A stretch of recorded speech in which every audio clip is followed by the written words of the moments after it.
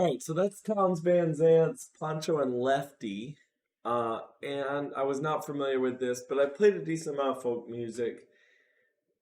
The timing is always really interesting, and especially when you're playing it instrumentally, because these are really supposed to tell a story, and the timing really is to help with that story timing. So it's almost like the chords and the timing of the melody is emphasizing the lyrics.